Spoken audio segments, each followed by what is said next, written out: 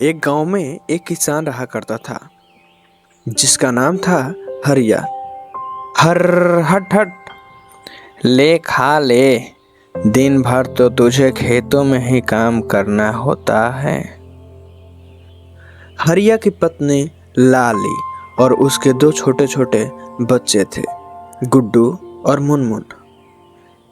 यूं तो हरिया के न जाने कितने बच्चे हुए, परंतु अस्पताल की कमी और हरिया की गरीबी की वजह से सिर्फ दो ही बच पाए।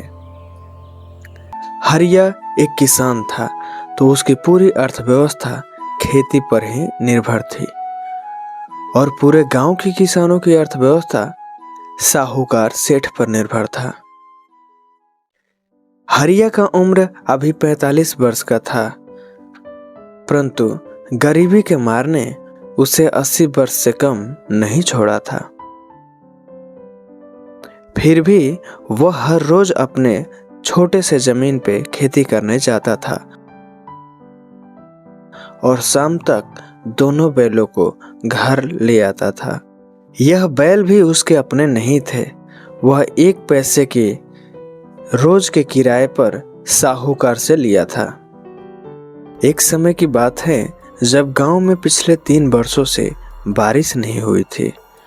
गांव के सभी किसान परेशान थे क्योंकि उनके पास नए बीज और खाद खरीदने के लिए पैसे नहीं थे। तभी एक किसान ने कहा, हम सब मालिक के पास चलते हैं, उनसे कुछ कौड़ियाँ उधार ले आएंगे, जब फसल होगी तो उन्हें दे देंगे। परंतु कोई भी किसान साहूकार से मदद लेना नहीं चाहता था। दूसरा किसान बोला, अरे साहूकार से मदद लो तो पिछले बार देखा नहीं कि कैसे ब्याज ना मिलने पर साहूकार ने खेत जब्त कर लिए। अरे भाई, पर इसके अलावा और कोई चारा भी तो नहीं है। सबने हाँ में सर हिलाया, पर कोई और चारा ना होने की वजह से सब साहूकार के पास कुछ पैसे उधार लेने गए और बोले, मालिक, गांव में अकाल पड़ने के वजह से हमारे पास बीज खाद के लिए पैसे नहीं हैं, कृपया हम लोगों की मदद कीजिए। साहूकार बड़ा ही निर्दयी और कठोर था। साहूकार ने कुछ पैसे उन्हें 50% के ब्याज पे अगले फसल के करार पर दे दिया और साथ ही उनसे एक कागज पर अंगूठे के निशान ले लिया और बोला, सभी लोग समय पे पैसा लौटा देना, मेरे घर कोई पैसे का पेड़ नहीं लगा हुआ है, अगर टाइम पे पैसा नहीं दिए तो समझ लेना। सभी किसान अपमान की घूंट पीकर कुछ पैसे लेकर चले आते हैं और धूमधाम से खेती किए। परंतु अब समस्या यह थी कि पूस और माह के महीने शुरू होने ही वाले थे। हरिया ने पिछले वर्षों से 3 रुपये बचा कर रखे थे कंबल खरीदने के लिए। अब वह रुपये भी उसकी तबीयत खराब में लग गया। इस वर्ष कंबल के बगैर खेतों की रखवाली करना कठिन जान पड़ता था। हरिया बीमार रहने लगा था। ऐसे में समस्या यह थी कि पूस और माह के जाड़े के महीने में खेतों की रखवाली कौन करेगा। गुड्डू अभी बहुत छोटा था, वह रात के अंधेरे में जानवरों से डर जाता था।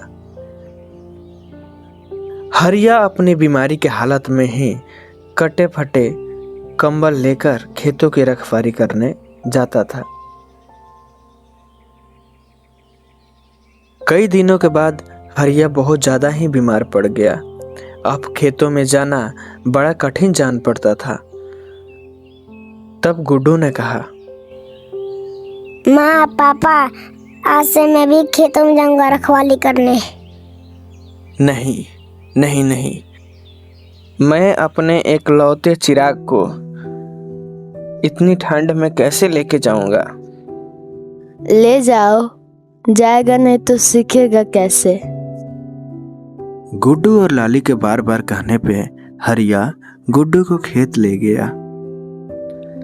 हरिया कटे फटे कंबल के साथ खेतों में जाता था। उसके साथ कभी कभी जिद करके गुड्डू भी चला जाता था। हरिया खुद ठिठुरते रहता था और अपने नन्हे से परिंदे को अपने कटी फटी कंबल में लपेट देता था।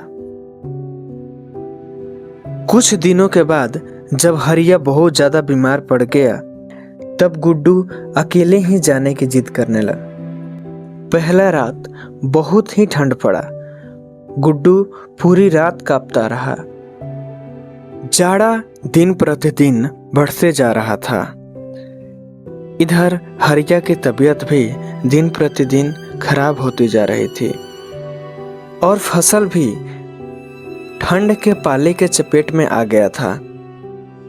3 महीने के बाद इस बार भी फसल ठीक से नहीं हुई, जिससे साहूकार के पैसे दिए जा सके। इतने में साहूकार के लठैत पैसे मांगने आ गया।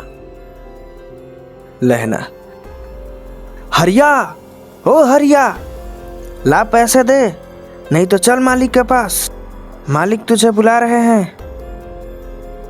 लहना भाई, इस बार खेती खराब हो गई। मैं वादा करता हूँ अगली फसल आने पर सीधे तुम्हारे ही पास आऊँगा, तुम्हारे पैसे दे दूंगा। साहूकार के आदमी पूरे गांव के किसानों को पकड़ के ले जा रहे थे। हरिया के बात लहना नहीं मानता है और हरिया को भी खींचकर लेके जाने लगता है।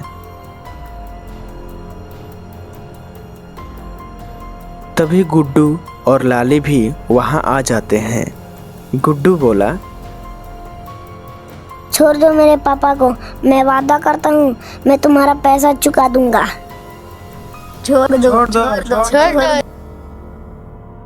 गुड्डू के बार बार कहने पर लहना हरिया को छोड़ देता है और अगली फसल तक के मोहलत दे देता है। ठीक है, वैसे भी मैं इस हरिया का क्या करूँगा, ये तो साफ सफाई करने के भी लायक नहीं है। मैं तुम्हें अगले फसल तक का समय देता हूँ। बच्चे, चुपचाप मेरे पैसे लौटा देना। इतना कहकर लहना चला जाता है।